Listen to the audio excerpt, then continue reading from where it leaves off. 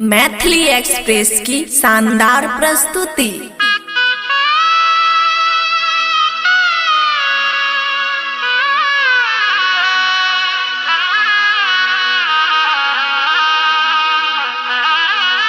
खुशी recording studio बलुआहा। DJ Manish Raxaul.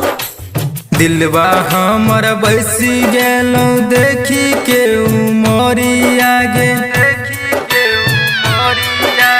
दिलवा हमर बसी गेलो देखी के उमरी आगे, पतली कमरिया लहरिया लूटे लहरिया लूटे चल हमरा शंखा गरिया, लहरिया लूटे चल हमरा शंखा गरिया। गे कीन देबो कहाँ लहंगा सबरिया, गे कीन देबो कहाँ लहंगा सबरिया। लहरिया लूटे चल हमरा शंखा गरिया, लहरिया लूटे चल हमरा शंखा गरिया।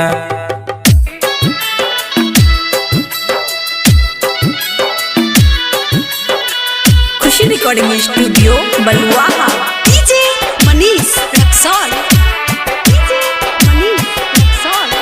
लहरिया लूटे चल हमरा शंखा गरिया।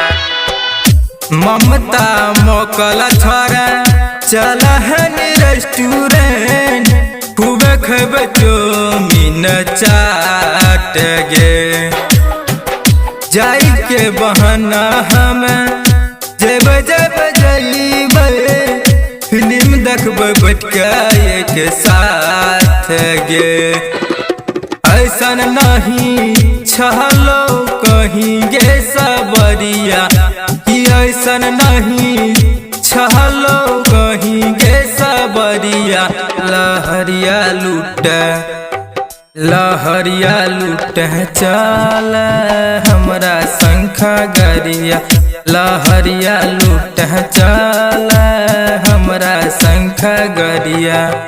डीजे मनीष रक्सौल।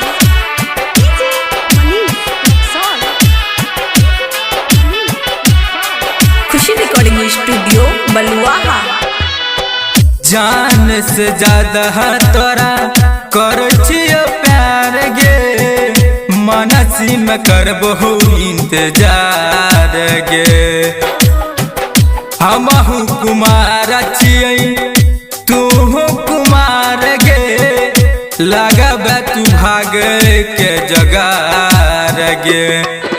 किराटर विकास मिलाबै छो नजरिया, गेराटर विकास मिलाबै छो नजरिया।